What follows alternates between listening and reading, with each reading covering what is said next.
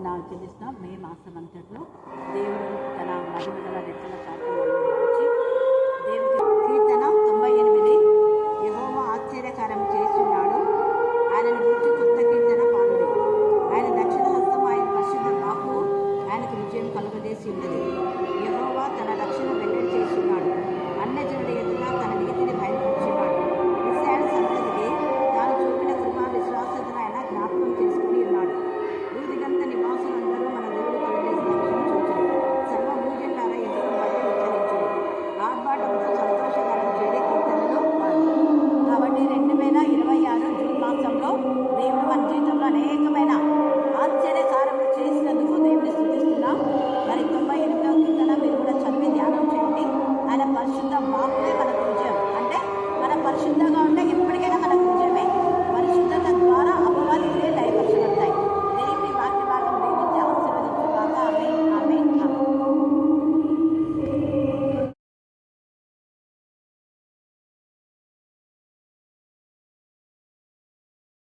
చెవియొగ్గి నాకు ఉత్తరము, నేను నీ భక్తులను నా ప్రాణము కాపాడాను. నా దేవా, నేను నమ్ముకొని ఉన్న ఈ సేవకుని రక్షించు. ప్రభువా, దిగులుగా నీకు మొదపెట్టుచున్నాను, నన్ను కరుణించు. ప్రభువా, నా ప్రాణము నీ వైపు ఎత్తుచున్నాను, ఈ సేవకుని ప్రాణము సంతోషింపజేయను. ప్రభువా, నీవు దయాళుడవు, క్షమించుటకు సిద్ధమైన మనస్సు గలవాడు. నీకు మొదపెట్టు వారందరి ఎడల కృపాతిశయం పొందవాడు.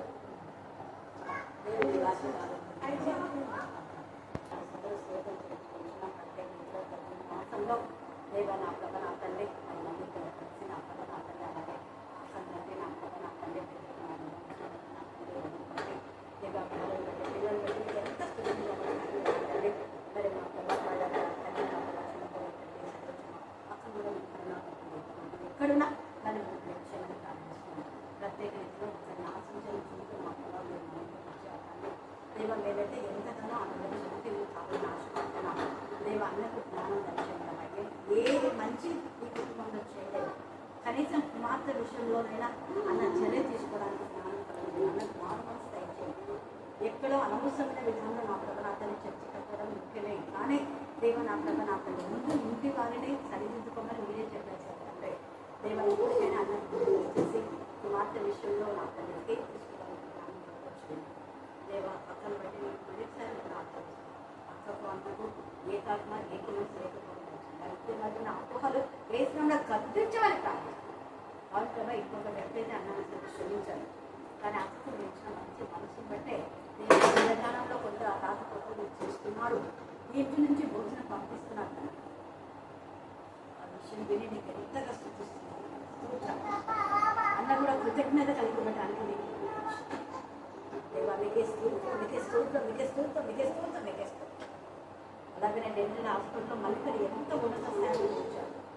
ఒక మంచి సీనియర్ డాక్టర్గా అనేకలో మనం పొందే బిడ్డగా దేవ ఆమెను బట్టి ఆ యొక్క హాస్పిటల్ని ఆశ్రయించడం కాక అక్కడ పనిచేసే పని అందరూ మీరు ఆశ్రయించారు.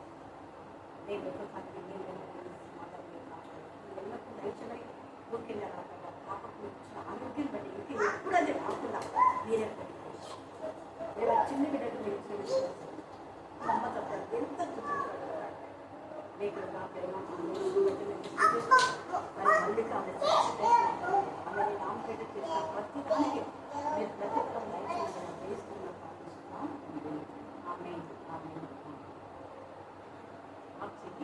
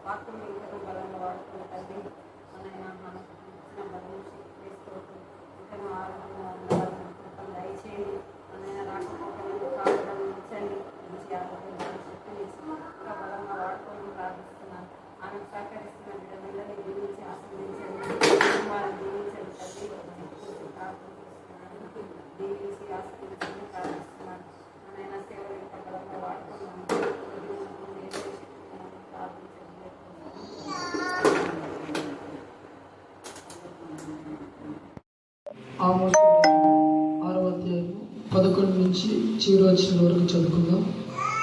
ఏలయనగా గొప్ప కుటుంబములు పాడవననియు చిన్న కుటుంబములు చీలిపోవననియు యెహోవా ఆజ్ఞ ఇచ్చి ఉన్నాడు. గుర్రములు బండల మీద పరిగెత్తున, అట్టి చోట ఎవరైనా ఎద్దులతో దున్నుదురా? అయినను మా శక్తి చేతనే బలము తెచ్చుకుందామని చెప్పుకొను. మీరు వ్యర్థమైన దానిని బట్టి సంతోషించుచు, మీరు న్యాయమును ఘోరమైన అన్యాయంగాను నీతి ఫలమును ఘోర దుర్మార్గముగాను మార్చిది. ఇందుకు దేవుడును సైన్యములకు అధిపతియగు యెహోవా సెలవిచ్చినదేమనగా, ఇశ్రాయేలీయులారా, నేను మీ మీదికి ఒక జనమును రప్పింతును. వారు ఆమాతునకును పోవు మార్గం మొదలుకొని అరణ్యపు నది వరకును మిమ్మల్ని బాధితులు. దేవుడి యొక్క లేఖన భాగాన్ని దీవించి ఆస్వాదించుగాక. వారి యొక్క గృహాలను అంతటి రాజు వారి గృహాలకు నా తండ్రి దేవ 27 వెళ్ళలేకపోయాము. కానీ మేము ఉచితమైన కృపచొప్పున ఈ రోజు నడిపించి నీకే మహిమ ఘనత ప్రభావం చెల్లించుకున్నందుకు మేము సిద్ధిస్తున్నాం. ఆ కుటుంబంలో ఎంతగా సంతోషపడినారు ప్రభా. అరుణాక మీరు కనికరించండి. యాన్యుల్ సమయంలో కూడా మీరు మార్పు దాయించండి. ఆ కుటుంబంలో నెమ్మది సమాధానం కలగటమని ప్రార్థిస్తున్నాం.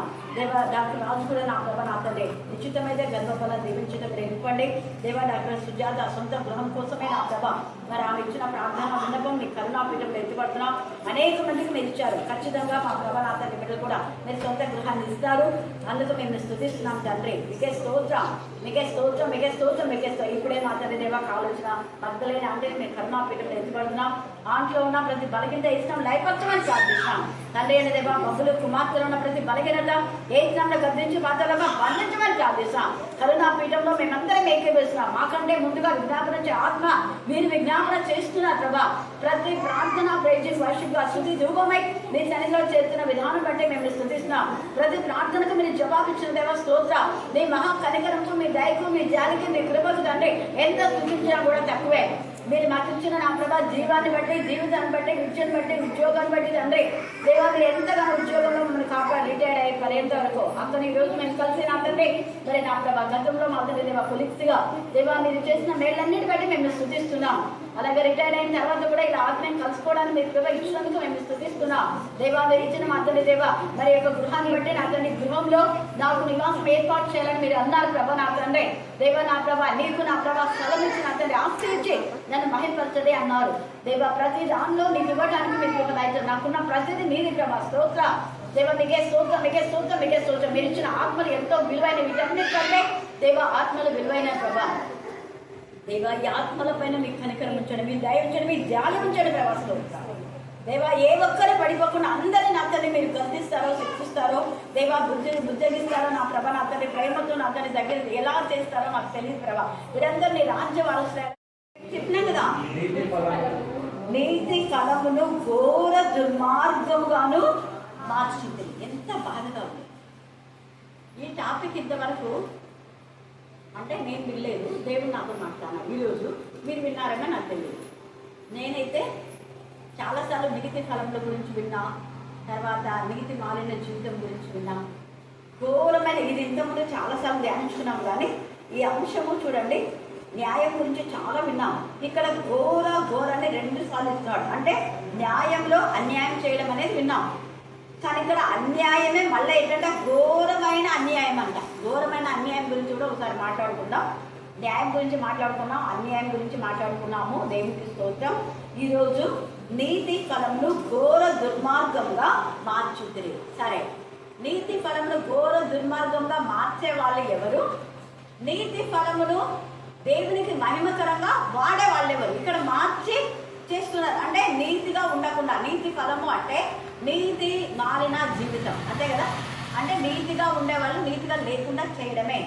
ఘోర దుర్మార్గం అంటే ఇలా చాలా వాళ్ళు ఎలాంటి వాళ్ళు అంటే గలతీ 3వ అధ్యాయం 1-2-3 వచనాలు చదవండి. గలతీ 3 మీరు ఇంటికి వెళ్తే మళ్ళీ ధ్యానం చేయండి. దేవుడు మీకు ఇంకా రిప్లైన్ చెప్తారు. ఇక్కడ ఏమంటున్నాడు? ఓ అవివేకులైన, ఎవరైతే అవివేకులైతారో, అవివేకులు అంటే విశ్వాసఘాతకులు. విశ్వాసఘాతకులు అంటే చేసిన మేళ్లను మర్చిపోయి కృతజ్ఞత లేకుండా దేవునికి ఇష్టానుసారంగా, అంటే మేలు చేసినప్పుడే దేవుడా మేలు మళ్ళా మేలు అన్నీ పోయిన తర్వాత మళ్ళీ ఏదైనా రోగం వస్తుంది అనుకో అప్పుడు. కొంతమంది రోగాలు వస్తే వచ్చేటోళ్ళు ఉంటారు, కొంతమంది ఏదైనా దేవుడు ఇచ్చిన అంటే అప్పుడు మాత్రమే. దేవుడు ఇచ్చిన అంటే వచ్చేది కేవలము అప్పుడు మాత్రమే. గర్భఫలం ఇస్తే ఇచ్చినప్పుడు వస్తారు, లేదా పిల్లలు కొంచెం ఉండే వరకు వస్తారు, ఆ తర్వాత రారు మళ్ళా. అలాగా చాలా మంది ఉన్నారు, కొందరు కాదు చాలా మంది ఉన్నారు. మేలనన్నీ మర్చిపోయి విశ్వాసఘాతకులు అయ్యే వాళ్ళే నీతి ఫలంను ఘోర దుర్మార్గంగా మారుస్తారు. కారణం ఏంటంటే వాళ్ళు వివేకం కోల్పోయినారు. అవును కదా, దేవుడు నాకు ఇన్ని మేలు చేసినా వివేకం లేదు. మొదట ఆత్మానుసారంగా ఆరంభించారు. ఆత్మానుసారంగా ఆరంభించిన మీరు మీ బ్రతుకులు, మీ జీవితం ఎందుకు ఇంతగా మీరు ఆ ఆత్మ ఆరంభం సరిగా ఉంది, అంతం సరిగా లేదు. అంతంలో మీరు ఏమైపోయినారంటే మొదట అవివేకులైనారంట. మళ్ళా తర్వాత ఏమన్నాడు అదే వచనంలో, మీరు ఇంత అవివేకులు అయితేరా. ఆ 3వ అధ్యాయం అంతా 1 నుంచి 10 వచనాలు చదువుకోండి, మీకు క్లారిటీగా దేవుడి మీద మాట్లాడతారు. మీరు ఇంత అవివేకులు అయితేరా. బాగుతున్నాడు అపోస్తలుడైన పౌలు. ఏంటి అంతా ఒకప్పుడు బాగానే ఉన్నారే, ఒకప్పుడు వివేకంగా గలతీయులారా, కప్పదొకియా, గలతీయా, బితునియా ఇవన్నీ వాళ్ళు యేసయ్య రాక కోసం ఎంతగా ఎదురు చూసేవాళ్ళు. దేవుని పిల్లల గురించి అందుకే అక్కడనే ఆత్మీయ ఫలం రాయబడింది. అందుకే మీకు గలతీ చదివించా. ఆత్మీయ ఫలం అంటే నీతి ఫలం. నీతి ఫలం ఏమనగా అది కూడా ఉంది మనకు. అది పైనుంచి వచ్చేది. నీతి ఫలం అంటే పైనుంచి వచ్చేది. అది మొత్తం అంతా పరిశుద్ధమైంది. అదే ఆత్మ సంబంధమైన పైనుంచి వచ్చేటటువంటి జ్ఞానం అది. నీతి ఫలం ఏమనగా సమస్త విధమైన మంచితనము, వెలుగు అని వాటిలో ఉంది అని కూడా ఉంది. అలాగా నీతి ఫలం అంటే మంచితనం, నీతి ఫలం అంటే విశ్వాసం, నీతి ఫలం అంటే ప్రేమ. ఆ ప్రేమను అంటే ఏంటి? వాక్యమే. వాక్యంతో నింపబడిన వాళ్ళు గొర్రెలు కాస్తారు, గొర్రెలను మేస్తారు. గొర్రెలు కాసి మేపే జీవితంలో వివేకం కలిగి ఎవరైతే పడిపోతున్నారో వాళ్ళు అవివేకులైన వాళ్ళకు వివేకం చెప్తారు. నీతి మాలిన వాళ్ళకు నీతి నేర్పిస్తారు. అన్యాయంగా ఉండే వాళ్ళు మీరు చేసేది అన్యాయాన్ని నిలదీస్తారు. ఎక్కడున్నా కూడా నిలదీసే జీవితం అనుకున్నారు.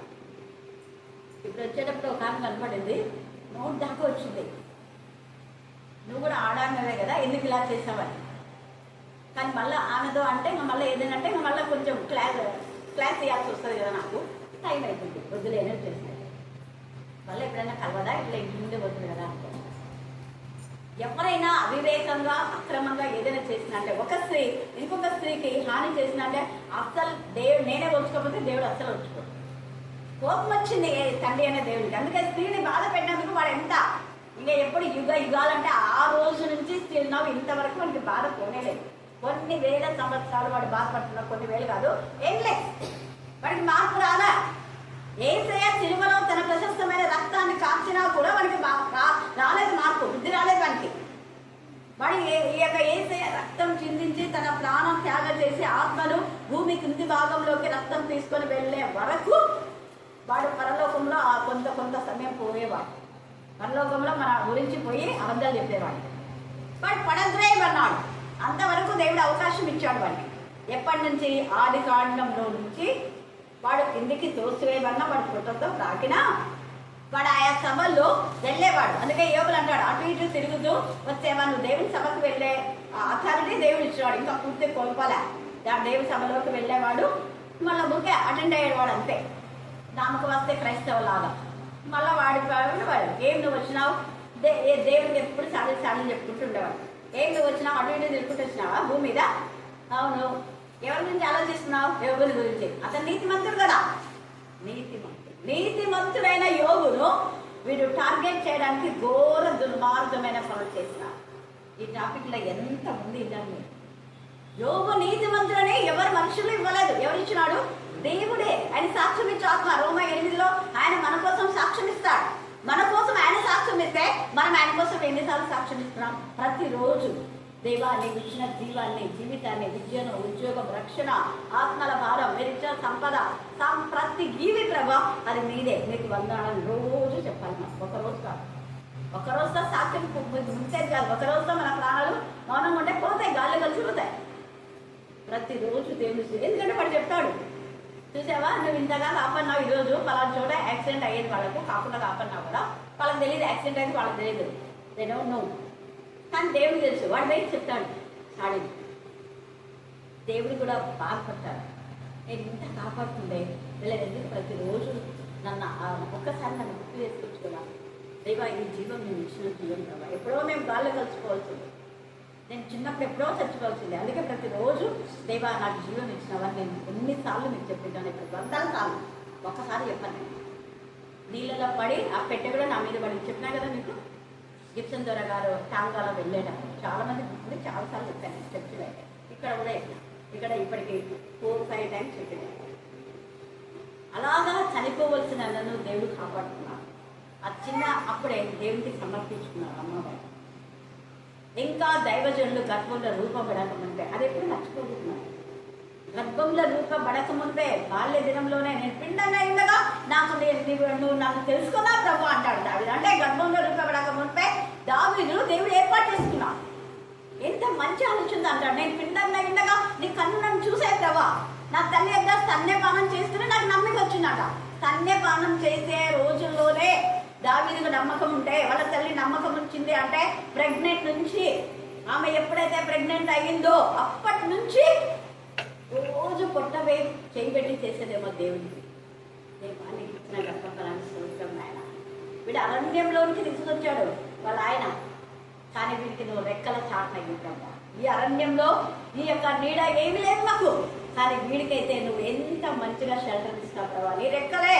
అందుకనే నీ రెక్కల నీడ నేను దాక్కుంటాను. నేను చక్కటి వాక్యం చెప్పింది, యెహోవా రెక్కలే మనకు ఆస్తే, ఈ ఆపద తొలగిపోయే వరకు నీ రెక్కల నీడ దాచుకుంటాను దేవా. 57వ కీర్తన ఎంత తేలిగా చెప్తాడు. 63వ కీర్తన, వేకున లేచి నేను ధ్యానిస్తుంటాయి నా ప్రభు మీద. అది నీతి. నీతి గల వాళ్ళు నీతి ఫలంను పెంచుకుంటారు. నీతి మారిన వాళ్ళు ఘోర దుర్మార్గం చేసి నీతిమంతులు కూడా పడగొట్టారు. యోగుని ఎలాగైనా పడగొట్టాలి వాడు టార్గెట్ చేశారు ఘోర దుర్మార్గంగా. అసలు యోగుకు ఎంత భయంకరమైన శిక్ష. భార్య చీ అనేలా చేసింది, పిల్లలు చనిపోయినారు, ఆస్తంతా పోయింది, నిలువ నీడ లేకుండా ఎంత దుర్మార్గం. నీతిమంతుడైన యోగుకు ఘోర దుర్మార్గమైన సిచ్యువేషన్ వాడు చేస్తే దేవుడు ఊరుకుంటాడా? వానికి ఇంకా ఘోరమైన శిక్ష వేస్తాడు. హల్లెలూయా, హల్లెలూయా. అంటే ఇవన్నీ ఒక దాంట్లో దేవుడు స్టోరేజ్ చేస్తుంటాడు. యోగుకు చేసిన ఘోర దుర్మార్గం అంతా ఒక దాంట్లో దేవుడు రాస్తుంటాడు. రాసి రాసి రాసి రాసి ఏసే చనిపోయినప్పుడు కోపం వచ్చి ఏసే నీ రక్తాన్ని తీసుకుపోయి అక్కడ ఉన్నటువంటి నా ఎత్తు మృతులైన వారినందరినీ, యోగుతో అబ్రహాంతో అందరినీ విడుదల చేసి మరణం లేకుండా వాళ్ళని ఇక్కడ తీసుకురా అని చెప్పాడు. చెప్పడమే కాకుండా నువ్వు ఆ రోజు యోగు మీద క్లెయిమ్ చేశావు, ఆ స్త్రీని నువ్వు మరణం తీసుకొచ్చావు, మీరు చావరు అని నేను చెప్పాను, కానీ తినే దినంలో చస్తావని చెప్పిన. నేను ఏదైతే వద్దన్నాను నువ్వు అదే పని చేస్తావు. చావరని చెప్పి అబద్ధాలు చెప్పి తినేలా చేసి చచ్చేలా చేసావు. ఇప్పుడు వాళ్ళని కాదు చంపేది, నిన్ను చంపుతా. వాళ్ళు చస్తారన్నావు, నువ్వు చచ్చావు. రెండవ మరణం చావంటే. అక్కడి నుంచి ఇంకా నువ్వు ఎప్పుడు పరలోకానికి వచ్చి వీళ్ళ మీద సాడి చెప్పడానికి నీకు బతికే ఎంత అంటే ఆ భూమి వరకే. అందుకే ఆకాశ మండలం మీద దురాత్మల సమూహం అంతవరకే ఇది. ఇక నువ్వు పరలోకానికి వచ్చి వాళ్ళ మీద చెప్పడానికి యోగులాగా వాళ్ళలాగా వీళ్ళలాగా చెప్పడానికి లేదు. చెప్పినా వినాడు. ఎవరు ఎందుకు అంటే యేసయ్య దగ్గర నుంచి దేవుడి దగ్గరికి. ప్రతి విన్నపం త్రూ యేసయ్య నుంచి ఆయన నామం, ఆయన నామం, ఆయన నామం. అన్ని రిక్వెస్ట్లు అన్నీ డైరెక్ట్ గా దేవుని దగ్గరికి పోవు. ఏ దగ్గరికి వస్తాయి చెప్పాలా? తొందరగా చెప్పండి. ఎందుకు అనుమానం మీకు? దేవుడు ఏం చెప్పినాడు? నా ద్వారానే తప్ప ఎవడు తండ్రి యొద్దకు తోడు. దేవునికి డైరెక్ట్ గా ప్రార్థన చేయండి, దేవుని దగ్గరికి పోయడం తప్పుడు బోధ చేసేవాడు. గుర్తుపెట్టుకోండి. ఎవడైనా దేవుని దగ్గరికి డైరెక్ట్ గా అనే మాట పత్ని యూజ్ చేసిన అంటే వాడు అస్సలు దేవునికి సంబంధించిన వ్యక్తి కాదు. అపవాదం, తప్పుడు బోధ చేసేవాడు. స్వయాన దేవుడే యేసయ్య అన్నాడు, నా ద్వారా తప్ప ఎవరు తండ్రి యొద్దకి. యేసు నామంలో ప్రార్థిస్తే ఆ ప్రార్థన ఫలభరితం అవుతుంది. యెహోవా దేవుడు నామం పెట్టంటే చల్లదు, చల్లదు. ఆ యేసయ్య కంటే దేవుడు ఎక్కువనే, కానీ ఆ ఎక్కువైన దేవుడే ఇచ్చినటువంటి శాసనం, అది నిరంతర శాసనం. యేసయ్య నామం అన్ని నామం కంటే పైనామం అన్నాడు. అన్ని నామాల కంటే అన్నాడు. ఆయన నామం ఉన్నతమైన నామమే యెహోవా నామం. ఆ యెహోవా నామమున ఉన్న దేవుడే స్వయాన యేసుక్రీస్తు ద్వారా తప్ప ఏ విధానంలో మీకు రక్షణ లేదు, మీ ప్రార్థన లేదు, మీ ముక్తి లేదు, విడుదల లేదు, విభజన ఏది లేదు. ప్రతి బ్లెస్సింగ్ యేసు నామం, నజరేయుడైన యేసు నామం. యేసే రక్తం, అందుకే రక్తం కాచాడు. ఆయన రక్త నిబంధన. అందుకే ఎవరైతే మారు మనసు పొంది పాప క్షమాపణ పొందుతారో వాళ్ళు క్రీస్తు రక్తంలో కడగబడి శుద్ధి చేయబడి, రక్తంలో కడిగినాక మళ్ళీ మనం నీళ్ళలో కడుగుతాం లేదా? రక్తం ఉంటుంది, మనం తీసుకున్నవన్నీ మళ్ళీ నీళ్ళలో కడుగుతాం కదా. సేమ్ ఇది కూడా పూర్తిగా శుద్ధి కావాలి అంటే మళ్ళీ నీళ్ళలో బ్యాక్టీరియా ఏసే నామంలో, ఏసే రక్తంలో శుద్ధి చేయబడిన వాళ్ళే తండ్రి అయిన దేవునికి ప్రార్థన చేస్తే ఆ ప్రార్థనకు జవాబిస్తారు. ఆయన నామమున, ప్రభు నామమున ప్రార్థన చేయి వాడేవాడు వాళ్ళు ఏమవుతారు? త్వరగా చెప్పండి, ఖాళీ కూర్చోండి. ప్రభు నామమున ప్రార్థన చేయవాడు ఏమవుతారు? రోమ. మళ్ళీ ఎందుకు తెలిసిన వాక్యం చెప్పడానికి బాధనా, భయమా? అది ఎప్పుడు కీవర్డ్ కదా, రోమాలో ఉంది. ప్రభు నామమున, ఏసే నామమున. అందుకని నీతి ఫలం అంటే ఏసే నీతిమంతుడు. నీతిమంతుడు ఏసే. గలతీ 5:22 ఉన్నాయి నీతి ఫలాలు అక్కడ ఉన్నాయి. ప్రేమ, సంతోషం, సమాధానం, దీర్ఘశాంతం, దయాళత్వం, మంచితనం, విశ్వాసం, సాత్విక, ఆశ నిగ్రహం. అంటే దేవుని పైన ఆశ నిగ్రహం లేకుండా నీకు చేస్తాడు.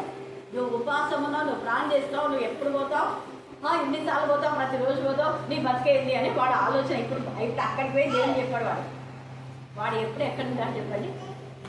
ఎక్కడుంటాడు? తొందర చెప్పాలా? మన దగ్గర పక్కలోనే బాగా చెప్పింది, పక్కలోనే ఉంటాడు. అయితే పక్కలోనే ఉన్నాడు. మన పక్కలో నుండి చెవులలో ఊదుతూ ఉంటాడు. వెంటనే పరిశుద్ధాత్మ వాడి మాట వినొద్దు.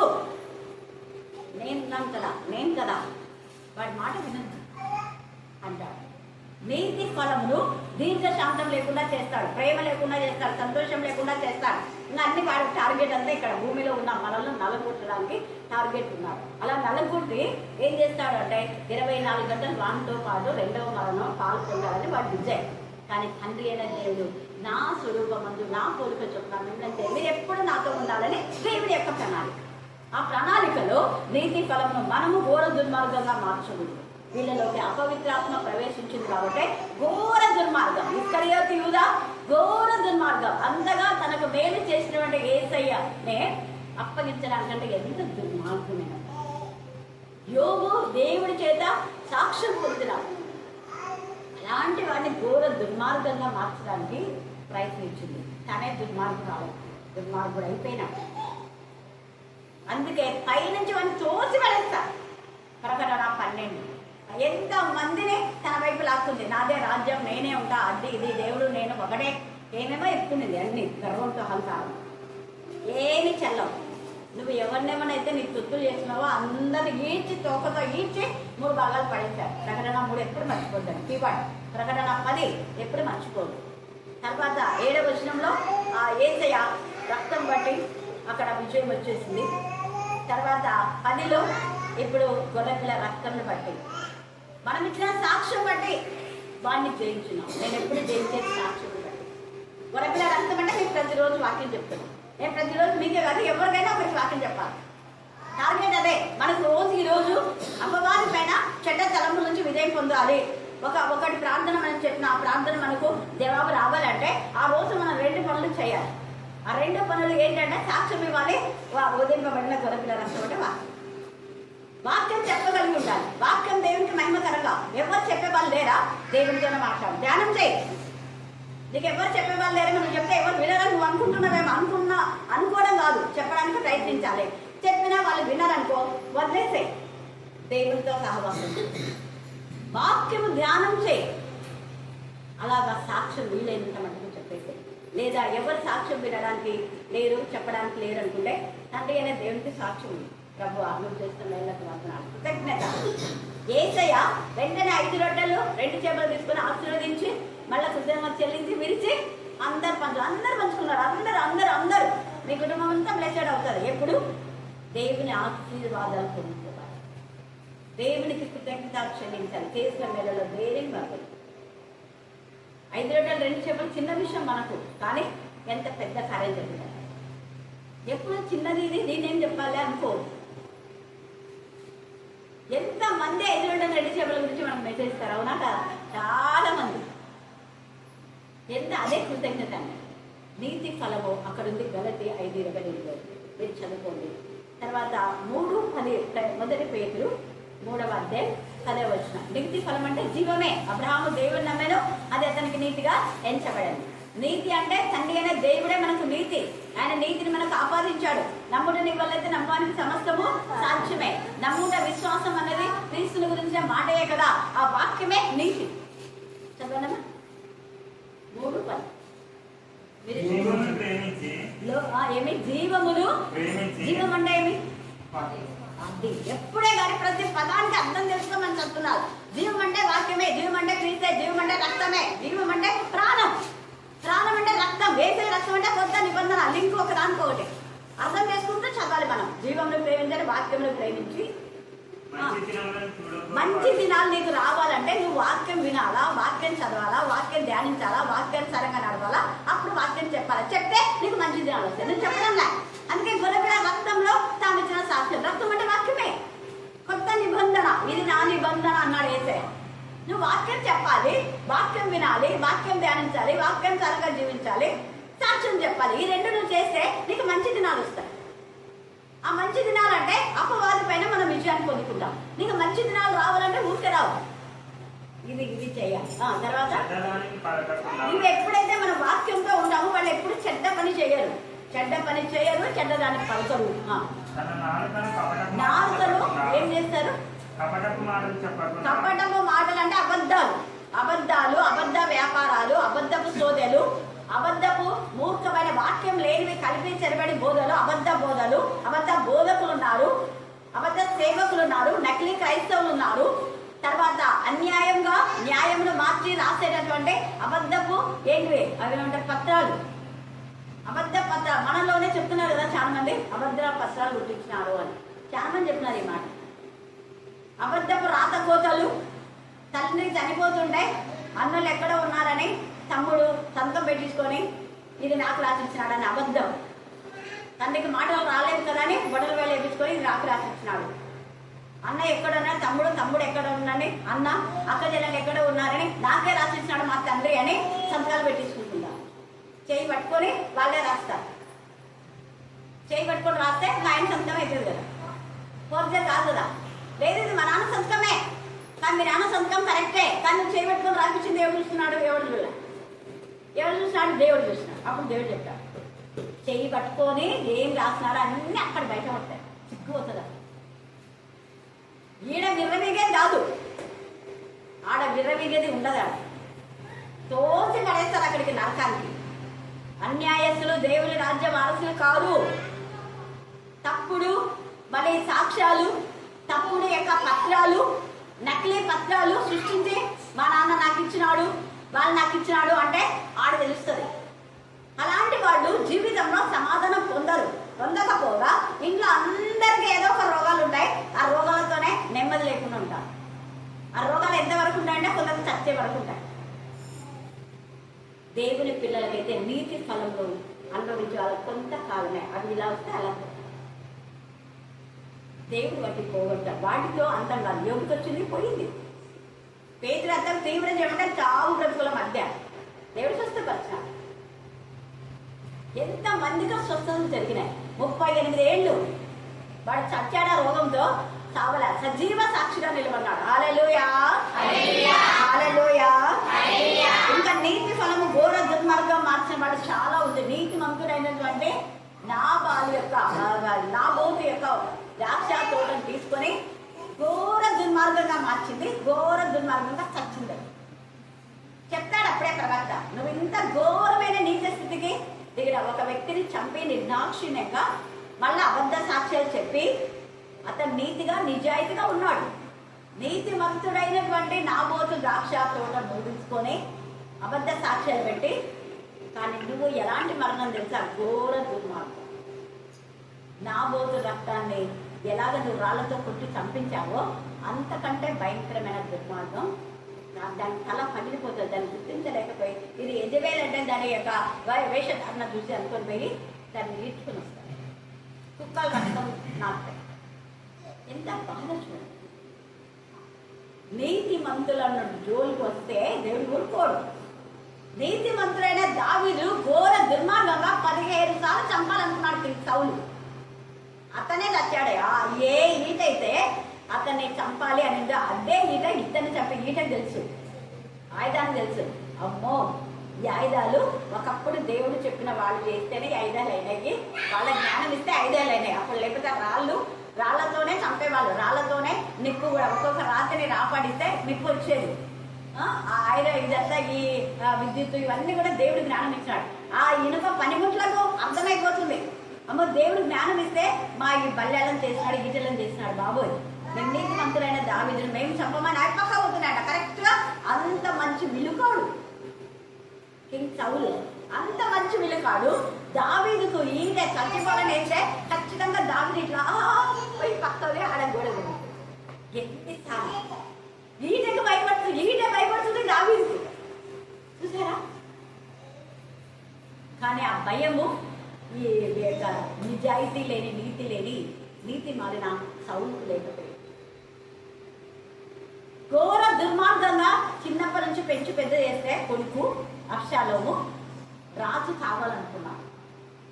వాళ్ళ నాన్న ఎంత వెంట పెట్టించాడు, చెప్పులు కూడా వదిలేసి ఏడ్చుకుంటా పరిగెత్తినాడు, ఏడ్చుకుంటా.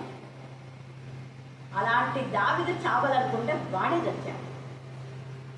ఎంత ఉన్నాయి. నీతిమంతుడైన మోషేలో ఎంతగా అవమానపరిచాడు ఫరో ఒక్క అవివేకానికి. ఇంత అవివేకులు అయితేరా, ఇన్ని 10 సార్లు మీకు 10, 11 మరి తెగుళ్ళు వస్తే వాటి నుంచి విడిపించి కాపాడితే కృతజ్ఞత కలిగి ఉండాలి. అయ్యో దేవా, ఎప్పుడో చనిపోయిన వల్ల మమ్మల్ని బ్రతికించావు కదా అని సాక్షిగా ఉండాలి. సాక్షిగా ఉండకుండా ఇక్కడ మోషేను వాళ్ళని ఎంత అన్నాడు, అందరు చచ్చారు. ఎంత మందో, మొత్తం పురుషులంతా చచ్చిపోయినారు. ఏదో చిన్న పిల్లలు, తక్కువ స్త్రీలు మాత్రమే నిలబడ్డారు. మళ్ళా వాళ్ళ ఐగుప్తులో కొంచెం ఏలుతున్నారు అంతే. దేవుడు రోషం గలగా, దేవుడు నీతిని ఘోర దుర్మార్గంగా మారితే ఆ నీతిని వెంటాడి ఎవరైతే మాత్రం వాళ్ళు చంపుతారు. ఆ నీతి నిన్ను వెంటాడుతుంది. ఆ బల్లెం ఎప్పటి నుంచో అనుకుందో చాలను చంపాలి. అమ్మ దావీదు చంపుతావా నువ్వు? దావీదు దేవుడికి ఇష్టమైన వాడు. దావీదు నీ ప్రాణం కాపాడినాడు. నీకు ఉందా అవిశ్వాసం, అసలు కృతజ్ఞత ఉందా? నీ బతుకుతున్న వాడే దావీదేక మరి గులాబీని చంపినందుకే. అది కూడా లేదా నీకు అని రోజు తిట్టుకుంటుంటుంది. మరి వాళ్ళ ఆ యొక్క ఈటె, అదే ఈటెని తీసుకొని దానిపైన అది చాలా సంతోషపడతారు. అమ్మయ్య, ఇన్ని రోజులకు దావీదు రక్తం చూడాలని నాకు చెప్పినాడు. నువ్వు చూడు, నీ రక్తమే చూసినాను. నా రోజు రక్తం చూసింది, అది దాని రక్తం కుక్కలాంటి. అంతే. దేవుని కాలం చాలా ఎక్కుంటాయి, ధ్యానించాలే. కానీ ఎంతసేపు అయినా దేవుడు మనతో మాట్లాడతాడు. ఇలాగా చాలా మంది ఎప్పుడు నీతిమంతులకు వెళ్ళిపోతుంది. నీతిమంతుల ప్రార్థన బహు బలం కలుగు. నీతిమంతుల ప్రార్థన దేవునికి ఇష్టం. మీ నీతి అధికమైతేనే మీరు పరలోక రాజ్యంలో చేస్తారు. మీ నీతి అంటే దేవుడి యొక్క నీతిని మనం ఆపాదించుకోవాలి. నీతిమంతులాడు ఒక్కడు కూడా, కానీ నీతిని ఆయన ధరింపచేస్తారు. నీతి వస్త్రంగా మీరు ధరించుకోండి. అప్పుడు ఘోర దుర్మార్గంగా మీరు ఉన్నారు. ఒకవేళ ఘోర దుర్మార్గంగా నీతిని మార్చినా మరలా దేవుడు ఆ మార్చిన వాళ్ళని, దుర్మార్గులను నరకాన్ని పంపించి నీ నీతిని పెంచుతాడు. నీ నీతిని నిలబెట్టాడు. నీ న్యాయాన్ని నిలబెట్టాలి. ఎంత అన్యాయంగా చేసినా న్యాయం నిలబెట్టాలి. కాబట్టి అన్యాయం జరిగిందా బాధపడద్దు. నువ్వు నీతిగా నిజాయితీగా ఉంటే, దుర్మార్గంగా నువ్వు చెప్తున్నారా, దుర్మార్గంగా మాట్లాడుతున్నారా, అన్యాయంగా గట్టిగా ఎదిరించి మాట్లాడాలి. నోరు దేవుని బట్టి మీరు నోరు తెరవండి, మౌనంగా ఉండొద్దు. దావీదులాగా జీవం గల దేవుని పిల్ల ఎదురించే మీకు ఎంత ధైర్యం. ఈరోజు రోజుమని చెప్పింది ఒక విషయం నాకు నిన్న చాలా సంతోషిస్తున్నాను. అట్లా దేవుడిలాగా ధైర్యంగా మాట్లాడే వారిగా ఉంటారు. ధైర్యంగా మాట్లాడండి దేవుడు చెప్పే విషయం. అట్లనే మాట్లాడాలి. తప్పు చేసే వాళ్ళకు బుద్ధి వచ్చేలా చేయాలి. ఇంకొకటి చెప్పొచ్చు, మీరు రోజు ప్రార్థనకు వస్తే మీరు చేసే తప్పని మీకు అర్థమవుతుందని చెప్పండి. బాగా రోజు వాక్యం ప్రార్థన వినండి, మీరు చేసే తప్పని అర్థమవుతుంది. అప్పుడేదో పెద్దోడు కదా అని పెద్దోడని చిన్నోడని చిన్నగా ఇచ్చి మళ్ళీ మాట్లాడుతున్నారు. వాళ్ళు ఎవరంటే అవినీతి పనులు ఉంటారు. పెద్దల దగ్గర కనిపోయి ఆడ అవినీతి చేస్తుంటారు. ఈడ కూడా అవినీతి చెల్లదు అనుకుంటారు. దేవుని పిల్లల దగ్గర చెల్లదు కాక చెల్లదు. దేవుడు వాళ్ళని లేవనెత్తుతారు. దావీదును లేవనెత్తినాడు కదా, అలా యోగును లేవనెత్తినాడు. అందరు చీచి అన్నారు యోగు, అలా లేవనెత్తాడు. యోగు దగ్గరికే ఎవరైతే చేయన్నారో వాళ్ళు పోయి చిక్కుగా అవ్వాలని చెప్పారో చేశాడు. అదే రోషం గల దేవుడు చేశాడు. దేవుడే చేయొచ్చు, డైరెక్ట్గా చేయలేదు. క్షమాపణ చెప్పుకున్నారు, మాకు తప్పన్నారు, అయినా నేను ఒప్పుకోను. యోగు మీ పక్ష సంతోషంగా ప్రార్థన చేసి బలిని అర్పిస్తే నేను అప్పుడు స్వీకరిస్తాను. దేవుని దగ్గర డైరెక్ట్ పోల్చులని వచ్చినారా? డైరెక్టర్ అనేది లేదు ఇక్కడ. డైరెక్షన్ అంతా వేసేనే. కాబట్టి మనం జ్ఞానం కలిగి తగ్గించుకొని మన నీతి ఫలం మనం పెంచుకున్నాం. ఘోర దుర్మార్గంగా మార్చుకున్నాం. నీతిమంతులు దేవుని రాజ్య వారసులు. మన నీతి శాస్త్ర నీతి, పరిచయ నీతి లేదు. దేవుని నీతిని మనం ఆపాదించుకున్నాం. విశ్వాస్యతతో మనం నింపబడతాం. కీర్తన 29 నీ విశ్వాస్యత నీవు ఆవరింపబడతాం. ఆ విశ్వాసత ఈ వాక్యమే. నమ్ముట వల్ల మనకు విశ్వాసం అనేది వస్తుంది. దృఢమైన విశ్వాసం. ఒకదానికొకటి దేవుడు ఎంత సంబంధం లేదు. దృఢమైన విశ్వాసం మన ధ్యానం చేస్తున్నాం. ఇప్పుడు విశ్వాసము నీతి ఇవన్నీ నమ్మటం. కాబట్టి దేవునికి ఇష్టమైన విధంగా జీవిస్తాం. మనకు అన్యాయం జరిగినా బాధపడద్దండి. ఖచ్చితంగా దేవుడు మీరు న్యాయవంతులను రుజుపరిచేది ఒక రోజు వస్తుంది. ఈ సమయంలో ప్రార్థన అజిత మనందరి ప్రార్థన. నిత్యము పరిశుద్ధుడు పరిశుద్ధుడు పరిశుద్ధుడు పరిశుద్ధుడు మహిమాను పొగడబడుచున్న మా ప్రియాపరలో తండ్రి, నీ యొక్క ఘనమైన శ్రేష్టమైన ఉన్నతమైన పరిశుద్ధమైన నీ యొక్క బంగారు పాదములకు కృతజ్ఞతాస్తుతులు స్తోత్రాలు చెల్లించుకుంటున్నాం మా తండ్రి. దయాకనికరం కలిగిన మా కన్న తండ్రి, కృపా సత్య సంపూర్ణుడా సంపూర్ణుడా సర్వశక్తిమంతుడానికి వందనాలు స్తుతి స్తోత్రాలు చెల్లించుకుంటున్నాం మా తండ్రి. అవున ప్రభా, ఉదయం మొదలుకొని ఇంతవరకు మమ్మల్ని ఎంతగానో కాచి కాపాడి నీ యొక్క రెక్కల కింద మమ్మల్ని భద్రపరిచిన విధానాన్ని బట్టి కూడా నీకు కృతజ్ఞత స్తుతి స్తోత్రాలు చెల్లించుకుంటున్నాం నా తండ్రి. ఈ యొక్క రాత్రికాల సమయంలో నా తండ్రి, ఈ యొక్క బైబిల్ స్టడీలో చిన్న మందగా మేమందరము కూడుకొని నిన్ను స్తుతిస్తూ ఆరాధిస్తూ కొనియాడి మాయపరుస్తూ కీర్తిస్తూ ఉంటున్నాం నాయన. నీకు స్తోత్రాలు చెల్లించుకుంటున్నాం నా తండ్రి. అవునా ప్రభా, మరి ఇంతవరకు నా తండ్రి పాటల ద్వారా, ప్రార్థన ద్వారా, వాక్యం ద్వారా మన తండ్రి చిన్ని బిడ్డల కంటత వాక్యం ద్వారా మన తండ్రి ఎంతగానో మాయపరిచారు. మనకు స్తోత్రము. మరి దాసరాలు పెరిగిన వాక్యము మన తండ్రి మా హృదయాల్లో నీరు కట్టి ఫలించి ఫలాభివృద్ధి పొందినట్లు మీరే సహాయాన్ని దయచేసి మహిమలు పొందుకుంటున్నారు. నీకే స్తోత్రం, నీకే స్తోత్రం, నీకే స్తోత్రం, నీకే స్తోత్రం చూపించుకుంటాం. అవును నా ప్రభా, మా యొక్క దృష్టి, మా యొక్క ఆలోచన, మా యొక్క తలంపులు మరి నా తండ్రి ఈ లోక సంబంధమైన వాటిని వెదకొనుకుంటున్నట్లు మరి నా తండ్రి, పైనున్న వాటి కొరకు మరి నా తండ్రి, ఆత్మల రక్షణ కొరకు మరి నా తండ్రి, నీ యొక్క వాకుల కొరకు మరి నా తండ్రి శ్రద్ధ కలిగి నా తండ్రి మా యొక్క దృష్టి, మా యొక్క తలంపులు, మా యొక్క ఆలోచనలు, మా యొక్క జ్ఞాపక శక్తి నా తండ్రి నీ యొక్క వాక్యంపై ఆధారపడి ఉన్నట్లు మీరే సహాయంగా దయచేసి మహిమ పొందుకోండి.